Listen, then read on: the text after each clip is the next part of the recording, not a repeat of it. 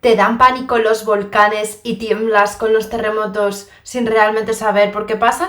Quédate en este vídeo porque te lo explico fácil y sin asustarte más de la cuenta, espero.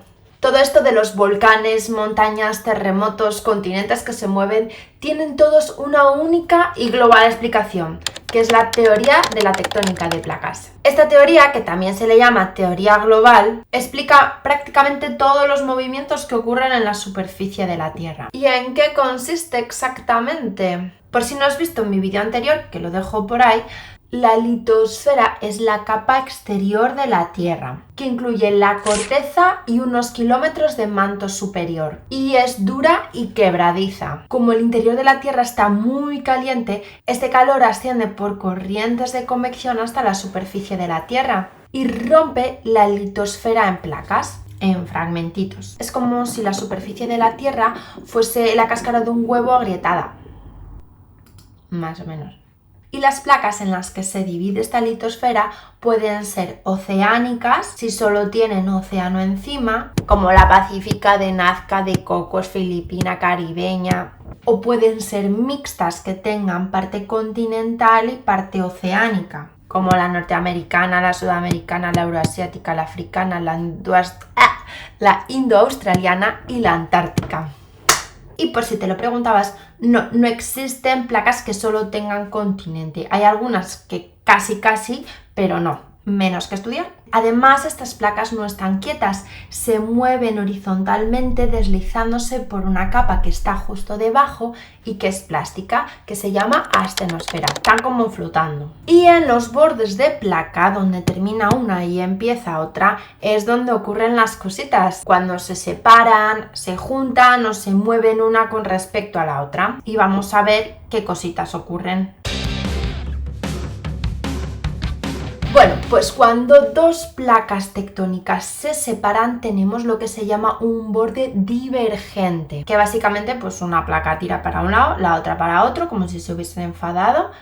¿Y qué va a pasar? Cuando las placas se empiezan a separar, el material del manto, que está muy caliente, empieza a ascender, encuentra un hueco por el que salir hacia afuera. Al empezar a subir ese material, encuentra que tiene menos presión y entonces se funde parcialmente, se funde por descompresión y genera magma. Y este magma, al salir al exterior, se enfría por contacto con el aire o por contacto con el agua y forma nueva litosfera. Por eso decimos que los bordes divergentes son constructivos, porque a medida que sale material del interior de la Tierra, este se incorpora a estas placas que se están separando, creándose nueva litosfera. Si la separación ocurre entre dos placas que son oceánicas, el magma que sale forma una especie de cordillera submarina que se llama dorsal oceánica, y en medio de estas dos montañitas hay como una raja, una grieta, una fosa. Y claro, lo que esté más cerca de esa grieta por donde sale el material será litosfera más joven, y la medida que te vas alejando de la fosa, la litosfera es como más vieja, se formó hace más tiempo. De hecho, el océano Atlántico se está haciendo poco a poco cada vez más grande por culpa de la dorsal mesoatlántica que separa América de Europa y de África. Muy despacito, eso sí, unos centímetros al año, casi como a la velocidad que te crecen las uñas. Y hay algo que ya mencionamos en el vídeo anterior. Si miramos con instrumentos magnéticos el fondo oceánico, vemos franjas paralelas a la dorsal oceánica, con roca magnetizada en direcciones opuestas, es decir, una franja, los materiales magnéticos apuntan hacia un lado y la siguiente franja van a apuntar hacia otro y así sucesivamente, como unas rayas así de cebra. Esto ocurre porque cuando el hierro que tiene el magma se enfría, siempre se queda apuntando hacia donde está el norte magnético en ese momento que se enfría. Y como ya vimos en el vídeo anterior, los polos magnéticos han ido cambiando, se han invertido varias veces a lo largo de la historia de la Tierra. Entonces, estos cambios quedan registrados en estos materiales, que son como huellas que nos indican cómo fue el magnetismo en el pasado. Y también es una de las pruebas más claras que tenemos de que el fondo oceánico se lleva formando desde hace millones de años y de forma continua. ¿Y qué pasa cuando las que se separan son dos placas continentales o dos placas mixtas por su parte continental? Pues bien, ocurre algo parecido, lo que pasa es que es mucho más raro porque la corteza continental es más gruesa y más resistente. Imaginamos que tenemos una placa continua por su parte continental y materiales calientes ascienden desde el interior de la Tierra en un punto. En ese punto, esta corteza continental se va a bombar, se va a agrietar y finalmente va a desplomarse. Y entonces aparece una franja que se llama rift continental. Y a partir de ahí el mecanismo es igual que el de la dorsal. El mejor ejemplo es el Rift Valley en África, que como decimos es una zona más hundida que se va separando y se prevé que dentro de unos cuantos miles de años el mar pueda entrar en este surco, en este hundimiento y se forme un nuevo océano. Y ahora vamos a ver el otro extremo de la historia. Si los bordes divergentes se separan y crean corteza nueva, tiene que haber otra parte en el planeta donde la corteza se destruya. Y esto ocurre en los bordes convergentes, en los bordes en los que dos placas tectónicas chocan. Piensa en ello como en una cinta transportadora. Si por un lado se va generando litosfera, por el otro se tiene que ir destruyendo. Porque si no, la litosfera terrestre empezaría a aumentar y, Dios, no sé, la Tierra se hincharía, yo qué sé. Cuando dos placas tectónicas chocan, la más densa tiende a hundirse, a subducir por debajo de la otra. Y esta placa que se hunde va descendiendo hacia el manto y por este aumento de temperatura y presión, pues al final se funde. Y dependiendo del tipo de placa que choquen, pues tenemos un fenómeno o tenemos otro. Cuando una placa oceánica choca con una placa continental, bueno, con una placa mixta en su parte continental, aquí la cosa está bastante clara. La placa oceánica, que es más densa, subduce por debajo de la continental. A medida que desciende, arrastra agua y sedimentos hacia el interior. Este agua va a disminuir el punto de fusión de esta roca, con lo cual esta roca que subduce se va a fundir y va a generar magma. Este magma, que es menos denso, va a salir a la superficie en forma de volcán. Y estos volcanes se van a formar en la placa continental y paralelos a la costa, en toda esa zona en la que se está produciendo la subducción. Y un ejemplo lo tenemos en el cinturón volcánico que hay en los Andes, donde la placa de Nazca se hunde por debajo de la placa sudamericana. Por eso allí encontramos una de las zonas más activas del planeta: volcanes, terremotos, montañas altísimas. Y es que sí, he dicho terremotos. Cuando se produce la subducción, debido a las presiones, a las tensiones que se generan, se acumulan y se liberan bruscamente de vez en cuando en forma de terremoto, haciendo que el suelo vibre bruscamente. Pero no solo eso, esta presión de choque también hace que los sedimentos que tenía la placa continental se arruguen y se eleven, formando cordilleras como los Andes, hemos dicho.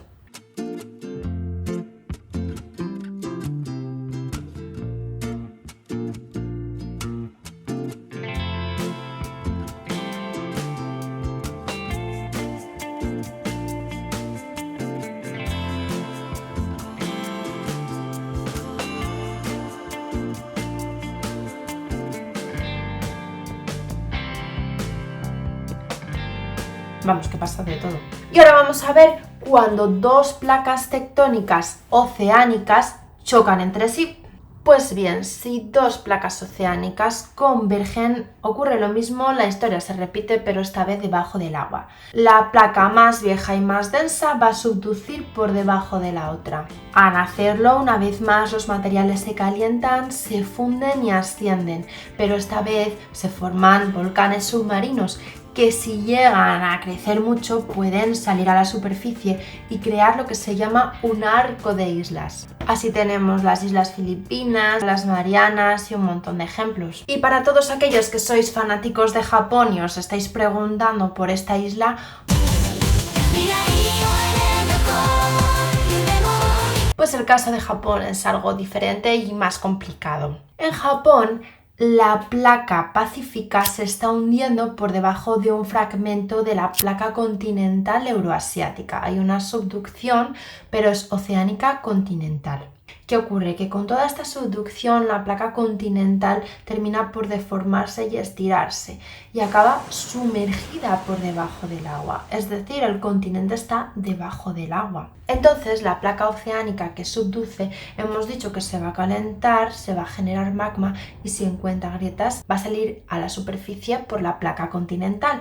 Pero como en este caso esta placa continental está debajo del agua, se forman volcanes submarinos que empiezan a crecer y afloran a la superficie formando un rosario de islas que es Japón. Pero Japón está en el continente, esta es la gracia. Y tiene una cuenca transarco y una cuenca antearco a sus lados. Es un caso un poco raro. Y además sabemos que también hay un mogollón de terremotos y de todo en esa isla. Menos mal que están preparados. Bueno, vamos a dejarnos de rarezas y vamos a ver qué ocurre cuando chocan dos placas continentales. Bueno, ya hemos dicho que placas completamente continentales en sí no existen, pero sí puede pasar algo curioso. Cuando una placa litosférica mixta que tiene parte oceánica y parte continental choca contra una placa continental, hemos dicho que esa parte oceánica subduce. Pero este movimiento puede continuar y que el océano al final haya subducido por completo y llegue a su zona continental. Entonces chocarían dos placas continentales. Y en este choque no hay subducción. Como ambas placas son ligeras, no se produce subducción. Este choque, este empuje lo que hace es elevar grandes cantidades de sedimentos a alturas altísimas que estaban acumulados a ambos bordes de las placas. El resultado es que tenemos las cordilleras más altas del mundo, por compresión, plegamiento y agrietamiento de todas estas rocas. Los ejemplos más espectaculares, pues el Himalaya, donde la placa indoaustraliana se empotra contra la euroasiática.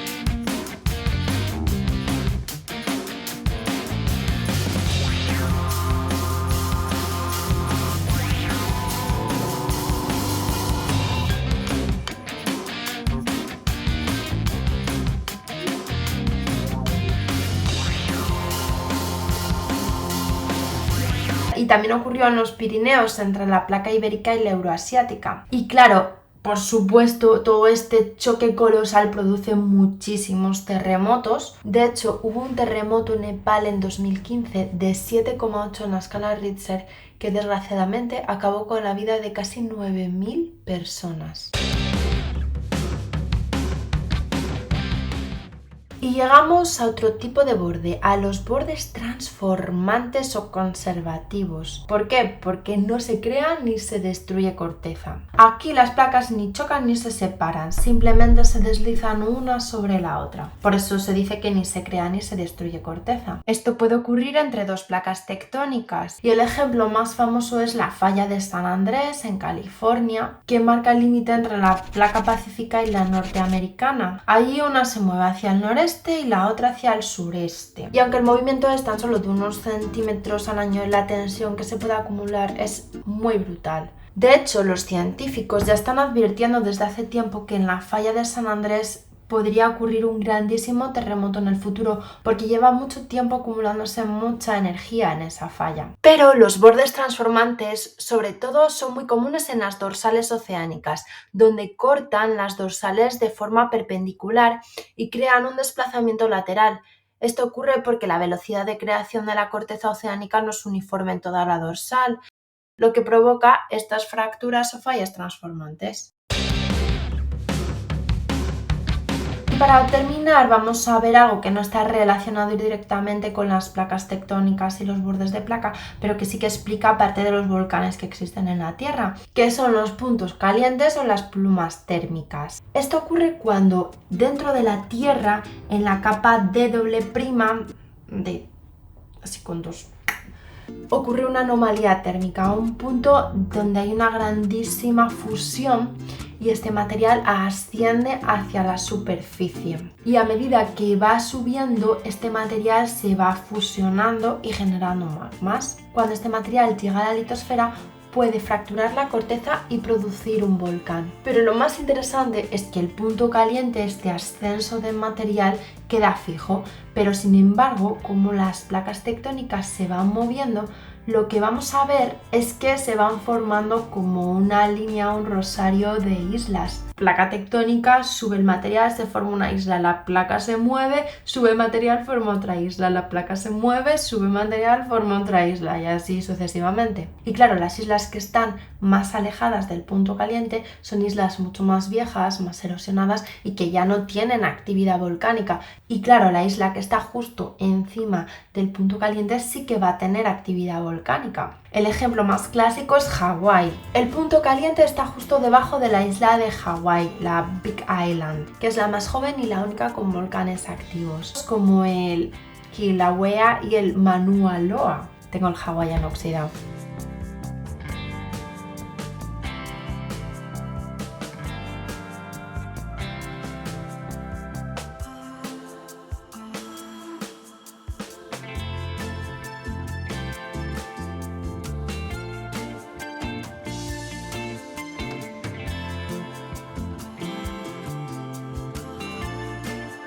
Las islas más antiguas como Maui o Kauai, que están más alejadas del punto caliente, no tienen actividad volcánica ninguna. Y así, si miramos un mapa del mundo, vemos que todo encaja. Los bordes de placa marcan las zonas donde se producen los volcanes, los grandes terremotos y también las grandes cordilleras. Y seguro que has oído hablar del famoso cinturón de fuego del Pacífico, que es una zona en el borde de toda la placa pacífica donde se concentran el 75% de los volcanes de todo el mundo. Los activos, vamos. Y hasta ahora hemos hablado del movimiento horizontal de las placas tectónicas, pero resulta que la corteza también se mueve en la vertical para mantener el equilibrio en un movimiento que se llama isostasia. Hemos dicho que imaginamos que la litosfera terrestre está como flotando en la estenosfera, igual que los icebergs flotan en el agua. Entonces, si una zona se carga de peso, por ejemplo por el acúmulo de sedimentos al formarse una cordillera, esta tiende a hundirse. Y sin embargo, si este peso lo eliminamos por erosión o porque sea una zona de hielos que se derrite, pues esta placa tiende a ascender. Así la Tierra está en un equilibrio dinámico ajustándose constantemente. Las montañas tienen raíces muy profundas y sin embargo la corteza oceánica es más delgadita pero mucho más densa. Y es este equilibrio lo que mantiene la superficie terrestre compensada, aunque como vemos es un constante movimiento horizontal y vertical. Y todas estas fuerzas tectónicas no solo mueven placas enteras, sino que también deforman las rocas que hay en la corteza. Dependiendo si estas fuerzas son de compresión o de distensión, pueden ocurrir varias cosas. Cuando las rocas se distienden, se separan, se producen diaclasas, que son roturas pero sin desplazamiento. O la distensión puede dar una falla normal o directa, es decir, una rotura con deslizamiento. Si la presión es de compresión, estas rocas tienden a plegarse, pero puede romper y deslizar esta roca formando una falla, pero en este caso inversa. Y si una gran masa de terreno por compresión se sobrepone sobre otra, cabalga sobre la otra, se produce un cabalgamiento, típico cuando se chocan dos placas. Y si unimos todas estas piezas del puzzle, podemos comprender lo que se llama el ciclo de Wilson, que explica cómo a lo largo de millones de años los océanos nacen, crecen, se destruyen y los continentes se separan y luego vuelven a chocar en un proceso continuo de creación y destrucción de placa tectónica. Así el planeta se está renovando continuamente. Lo que pasa es que es en una escala de tiempo que nos cuesta mucho llegar a pensar en ella. Y con esto podemos reconstruir cómo fueron cambiando los continentes en el pasado y podemos prever cómo se seguirá moviendo en el futuro. Y para terminar, ¿qué hace que todas estas placas tectónicas se puedan mover? Porque lo hemos explicado brevemente, pero esto tiene miga para caer en el examen. Pues todo empieza con el calor interno de la Tierra. Este calor no es uniforme, proviene del calor remanente de cuando la Tierra se formó y también de la desintegración de elementos radiactivos que hay en el interior de la Tierra. Estas diferencias de temperatura hacen que el manto, aunque sea sólido, tenga tanto calor que se comporte de una forma viscosa y sea capaz de moverse lentamente. Así se generan corrientes de convección. Materiales más calientes y menos densos ascienden, mientras materiales más densos y más fríos tienden a descender. Estas corrientes empujan desde el interior las placas tectónicas, siendo el verdadero motor de todo este movimiento. Pero tampoco actúan solas. Cuando las placas oceánicas subducen, esta subducción tira del resto de la placa, como si tirases del borde de una manta hacia abajo. Además, en las dorsales oceánicas, que hemos dicho que son como dos pequeñas montañitas a los lados de una fosa, tienden a deslizarse por gravedad cuesta abajo desde las zonas más elevadas hacia las más profundas del océano. Todo esto, las corrientes de convección más el tirón de subducción más el deslizamiento gravitatorio, es lo que mantiene a las placas en movimiento constante.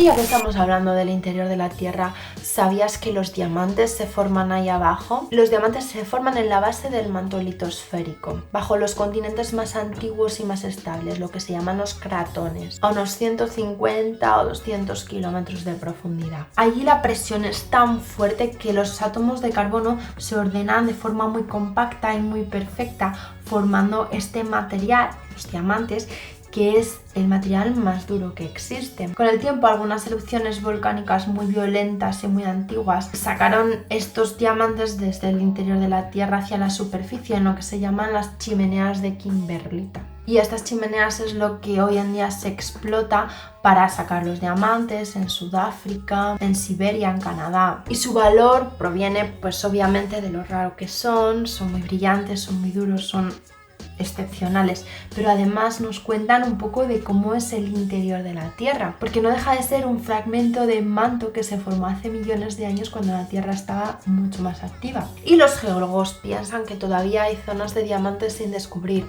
especialmente en la zona del Ártico y también en África Central. Y con esto cerramos el vídeo de hoy. Si te ha gustado, acuérdate de compartir, darle a me gusta, suscribirte, etcétera, etcétera, y nos vemos en la próxima.